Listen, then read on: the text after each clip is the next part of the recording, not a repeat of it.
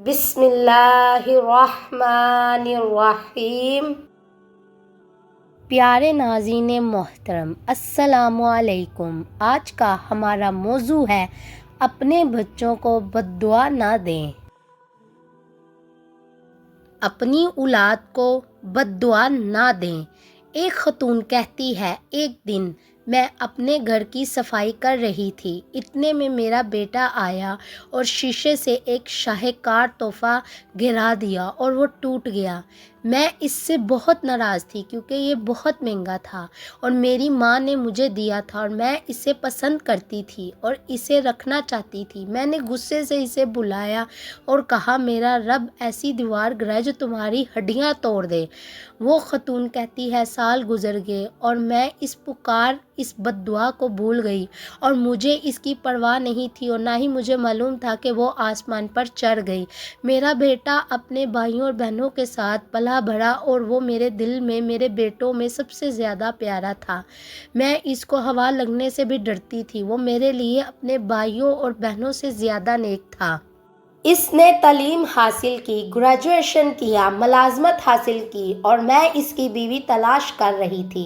اس کے والد کی ایک پرانی عمارت تھی اور وہ اسے گرا کر دوبارہ تعمیر کرنا چاہتے تھے۔ میرا بیٹا اپنے والد کے ساتھ عمارت کی طرف گیا اور مزدور منہدم کرنے کی تیاری کر رہے تھے اور اپنے کام کے درمیان میرا بیٹا اپنے والد سے دور چلا گیا اور کارکن نے اسے نوٹس نہیں کیا تو دیوار اس پر گر گئی۔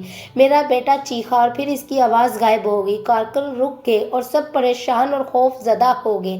اس نے بڑی مشکل سے اس سے دیوار ہٹائی اور ایمبولینس آئی اور اس کا جسم لے جانے کے قابل نہ رہا کیونکہ شیشے کی طرح گر کر ٹوٹ گیا، تو انہوں نے بڑی مشکل سے اٹھایا اور انتہائی نگہداشت میں منتقل کیا۔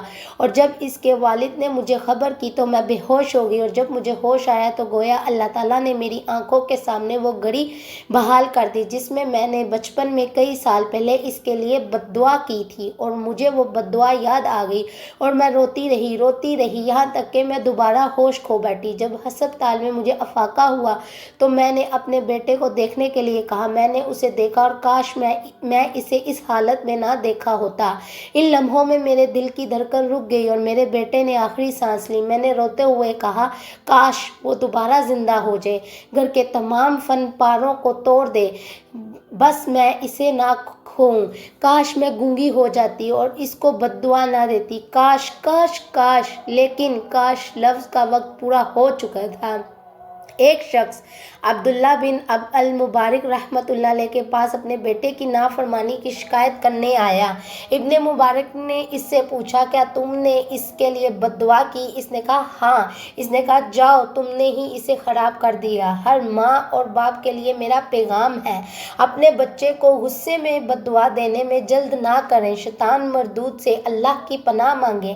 اپنی زبانوں سے وعدہ کریں کہ وہ اپنے بچوں کے لیے کامیابی اور رہنمائی کے لیے دعا کریں، ان کو بد دعا نہ دیں اور جان لیں کہ اپنے بچے کے لیے بد دعا کرنے سے ان میں فساد، ضد اور نافرمانی ہی بڑھ جاتی ہے۔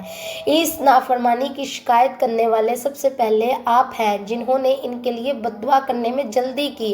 اپنے بچوں کو بد دعا نہ دیں بلکہ اللہ تعالیٰ سے اس کی اصلاح اور رہنمائی کے لیے دعا کریں، اور جب بھی ہم اپنے بچے کو خوش ہوتے ہوئے اور کھیلتے ہوئے پائیں تو ان کے لیے دعا مانگیں، اے اللہ، میں تجھ سے دعا کرتا ہوں کہ انہیں جنت میں خوش رکھ جیسا کہ تو نے دنیا میں خوش رکھا۔ تو پیارے ناظرین، یہ تھا ہمارا آج کا موضوع۔ آپ ہمارے چینل کو لائک، سبسکرائب اور شیئر کر دیں تاکہ آپ کو ہماری ہر آنے والی ویڈیو کا نوٹیفیکیشن ملے۔ شکریہ۔